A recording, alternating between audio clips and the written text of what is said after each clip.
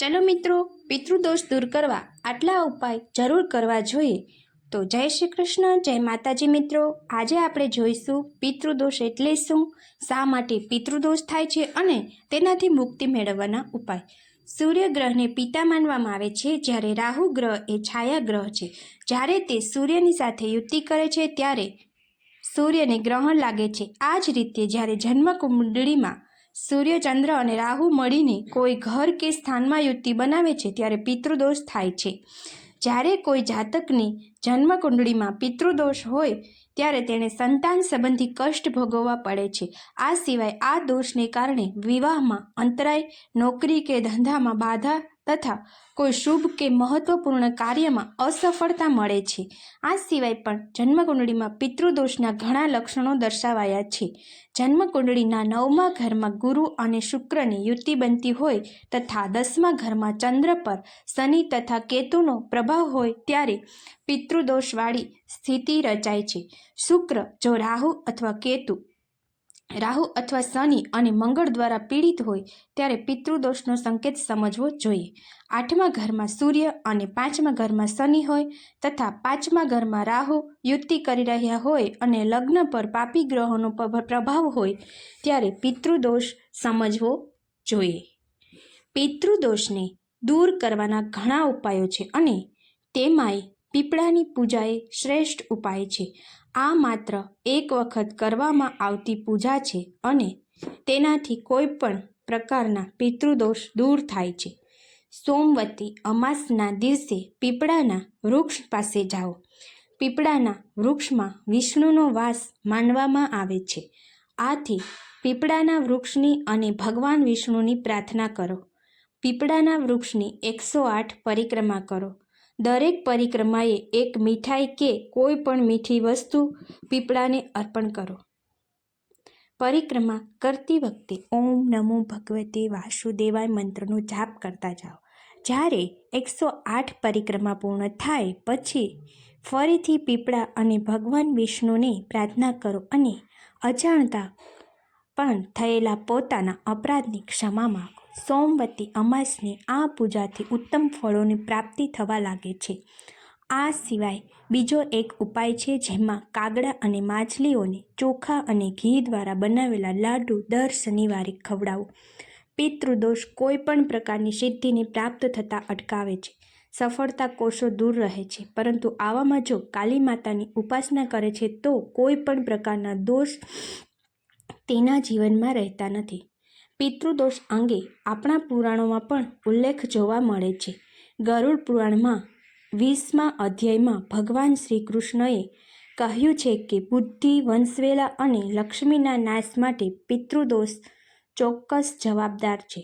શ્રાદ્ધ એ પિતૃદોષનો શ્રેષ્ઠ ઉપાય છે। આથી પિતૃની આત્મશાંતિ તથા તૃપ્તિ માટે શ્રાદ્ધ પક્ષને માન્યતા મળી છે। શ્રાદ્ધ પક્ષમાં પિતૃની તિથિ અનુસાર શ્રાદ્ધ કરવામાં આવે છે।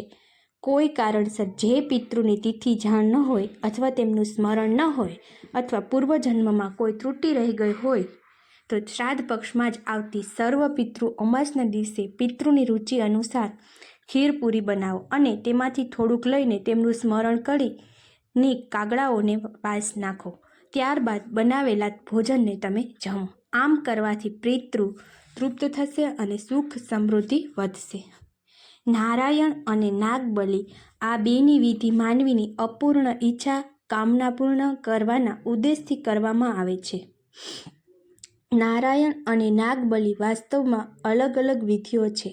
નારાયણ બલિનો મુખ્ય ઉદ્દેશ પિતૃદોષ નિવારણ કરવાનો હોય છે, જ્યારે નાગબલિનો મુખ્ય ઉદ્દેશ સર્પ, સાપ, નાગની હત્યા કરવાથી થતા દોષનું નિવારણ કરવા માટે હોય છે। એકલી નારાયણ બલિ કે એકલી નાગબલિ ન કરાવી શકાય, એટલા માટે આ બંને વિધિઓ સાથે કરવી પડે છે। સંતાન પ્રાપ્તિ માટે પણ આ વિધિઓ કરવામાં આવે છે। મિત્રો, આ સંસારમાં કોઈ પ્રાણી જે ક્ષણે જન્મ લે છે તે ક્ષણ તેના અગ્ર જીવન માટે અત્યંત મહત્વપૂર્ણ માનવામાં આવે છે, કારણ કે આ જ સમયને આધાર બનાવીને જ્યોતિષશાસ્ત્રની મદદથી તેના સમગ્ર જીવનના લેખાજોખા તૈયાર કરી શકાય છે, જેનાથી તેના જીવનમાં સમયાંતરે ઘટનારી શુભ અશુભ ઘટનાઓ અંગે સમયપૂર્વક જાણી શકાય છે. પિતૃની પ્રસન્નતા માટે ધર્મના નિયમ અનુસાર પિંડદાન આદિ કર્મ કરવા જોઈએ અને તેને જ શ્રાદ્ધ કહેવામાં આવે છે. શ્રાદ્ધ કરવાથી પિતૃઓને સંતુષ્ટિ મળે છે અને તેઓ હંમેશા પ્રસન્ન રહે છે અને શ્રાદ્ધ કર્તાને દીર્ઘાયુ, પ્રસિદ્ધિ, સ્વાસ્થ્ય અને સમૃદ્ધિ પ્રદાન કરે છે. પિતૃદોષ અંગે મનુષ્યોના એવો મતો છે કે પૂર્વજન્મના પાપોને કારણે અથવા તો પિતૃના શાપને કારણે આ દોષ જાતકની કુંડળીમાં પ્રગટ થાય છે. આથી મિત્રો તેનું નિવારણ પિતૃપક્ષમાં શાસ્ત્રોક્ત વિધિ પ્રમાણે કરવું જોઈએ અને પિતૃપક્ષના શાસ્ત્રોક્ત વિધિ દ્વારા તેનું નિવારણ કરી શકાય છે. પિતૃના શાપને કારણે આપણે ઘણા દોષ લાગતા હોય છે, જેનું નિવારણ પિતૃપક્ષમાં શાસ્ત્રની વિધિ દ્વારા આપણે કરી શકીએ છીએ. આ સિવાય પણ આપણે કેટલાક સામાન્ય ઉપાયો આ પ્રમાણે છે. દરેક અમાસના દિવસે બ્રાહ્મણને ભોજન કરાવવું તથા દાન દક્ષિણા આપવું. તેનાથી પિતૃદોષનો પ્રભાવ ઓછો થાય છે. પિતૃઓ માટે પાણિયારે દીવો કરવામાં આવે છે. પિતૃઓ માટે પાણિયારે દીવો કરવાનું હજારો વર્ષોથી પ્રસિદ્ધ છે અને એ એક પિતૃદોષ નિવારણનો મુખ્ય ઉપાય છે. તેથી મિત્રો, પાણિયારે દીવો કરવાનું અચૂક રાખો. તેના પણ નીતિ નિયમો છે, જાણી અને જરૂર દીવો કરવો જોઈએ. પાણિયારે દીવો કરવામાં ખૂબ જ ઉત્તમ છે. આથી દરરોજ પાણિયારે દીવો કરી અને પિતૃઓની શાંતિ માટે પ્રાર્થના કરવી જોઈએ. કયા દિવસે પિતૃઓને દીવો કરવો એ પણ એક મહત્વનો વિષય છે.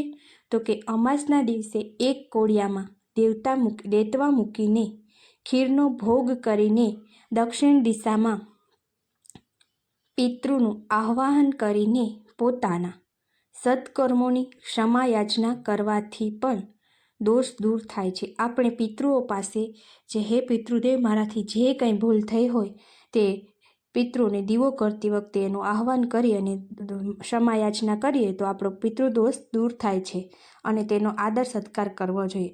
પિતાનો આદર કરવાથી, તેમના ચરણ સ્પર્શ કરવાથી, પિતા તુલ્ય દરેક વ્યક્તિને આદર આપવાથી સૂર્ય મજબૂત થાય છે.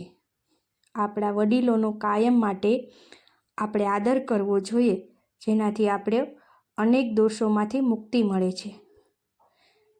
આપણા અનેક દોષનો પ્રભાવ પણ ઘટી શકે છે. સૂર્યોદયના સમયે આસન પર ઊભા રહીને સૂર્ય દેવતાને જોવાથી, તેમને જળ ચઢાવી અને પ્રાર્થના કરવાથી આપણા પિતૃઓ પણ સંતોષિત થાય છે. આ ઉપરાંત આપણે ગાયત્રી મંત્રોનો જાપ કરવાથી પણ સૂર્ય બળવાન બને છે. સૂર્યોદયના સમયે સૂર્યદેવને જળ ચઢાવવાની પ્રક્રિયા પણ ખૂબ જ જૂની છે અને એના દ્વારા પણ આપણે પિતૃદોષને નિવારણ કરી શકાય છે. સૂર્યને બળવાન બનાવવા માટે માણિક રત્ન સોનાની વીંટીમાં જડાવીને પહેરી શકાય છે. પરંતુ આ બાબત જન્મકુંડળીમાં સૂર્યની સ્થિતિ પર નિર્ભર હોય છે કે તમારી સ્થિતિ, સૂર્યની સ્થિતિ તમારી જન્મકુંડળીમાં કઈ રીતે છે એના આધારે સૂર્યની સ્થિતિ પર નિર્ભર હોય છે. તમે વીંટીમાં માણિક રત્ન પહેરો છો તો પણ.